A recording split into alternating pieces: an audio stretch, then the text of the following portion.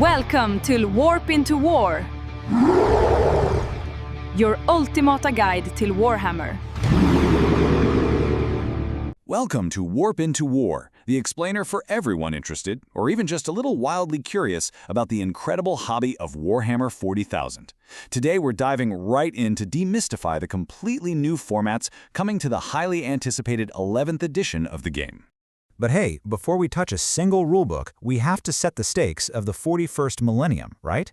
The Emperor of Mankind sits upon the Golden Throne, and humanity is literally teetering on the brink of extinction. We're talking beset on all sides by aliens, traitors, and warp-spawned demons. It's this intensely grimdark setting where storytelling is truly at the core of the tabletop experience. Every time you play, you're commanding an army of miniatures representing the Imperium or its many enemies, bringing these absolute epic conflicts to life. To make this whole massive ecosystem super easy to understand, we'll break today's strategic briefing down into 4 quick parts: the formats, Tier 1 core documents, Tier 2 mission documents, and finally, Tier 3 competitive balance. Okay, let's jump straight into Part 1, the formats, where and how to play. So, the game is basically split into 2 main ways to play, depending on how seriously you want to take the competitive side of things. First up is casual play, or what we call the kitchen table experience. It's totally relaxed, perfect for a Friday night with friends. You can actually swap your overarching orders, known as force dispositions, between every single match just for maximum variety, and you just throw terrain together quickly using some simple guidelines. But then, you have organized play. This is deadly serious match play format. Here, you lock in your strategies for the entire event to create maximum fairness across all armies. And the terrain? It is set up with absolute millimeter-exact precision based on pre-tested layouts, just so nobody gets an accidental advantage. Which brings us to Part 2, the Arsenal document tiers. Now, listen, you absolutely do not need to read everything at once. Don't let it overwhelm you. Think of these 3 steps as your tactical war gear progression. We start with the foundation and only add complexity when you actually need it.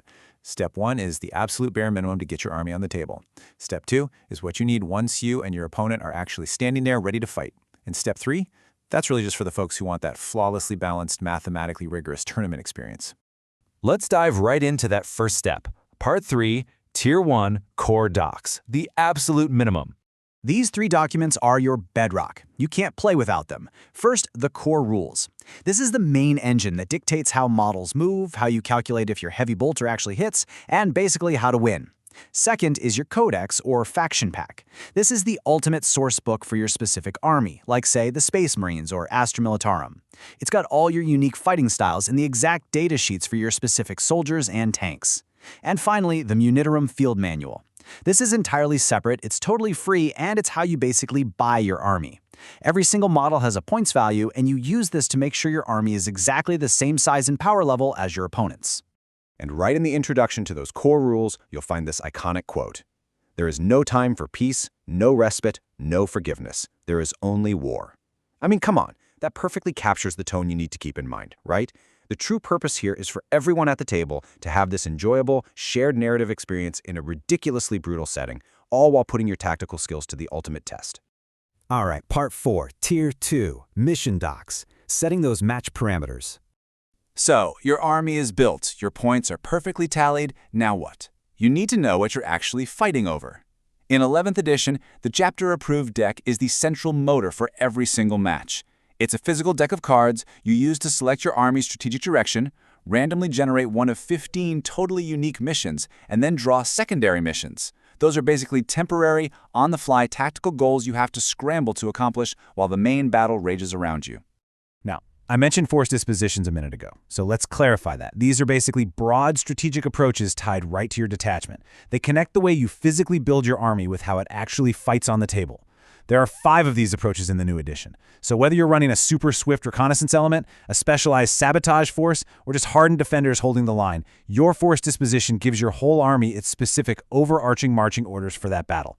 Moving on to Part 5, Tier 3, Comp Balance, Fairness for Tournaments. If you want things to be as fair as humanly possible, there are 3 constantly updated digital documents you need to know about. First up is the Tournament Companion. This dictates event rules and gives you those exact 100% perfectly fair terrain layouts we talked about. Next is the Balanced Data Slate. Think of this literally like a mandatory patch from the developers of your favorite video game. It's full of rule adjustments that hit the brakes on armies that are getting way too strong and gives a much-needed push to armies that are falling behind. Finally, we have the core rules updates and rules commentary. This is basically the official FAQ. If a rule causes weird, confusing interpretations at the table, this document steps in and gives you the exact, official answer for competitive play. Honestly, if you're heading to a tournament, checking these digital patches beforehand is just as vital as painting your miniatures. But don't worry, the Warhammer 40,000 app automatically integrates all these updates so you aren't forced to carry around massive stacks of printed errata while you're trying to outmaneuver your opponent. Okay, part 6, wrapping things up. Ready for the tabletop? Prepare for deployment. So, here's the real question. Which force disposition are you going to choose for your next deployment in the grim darkness of the far future?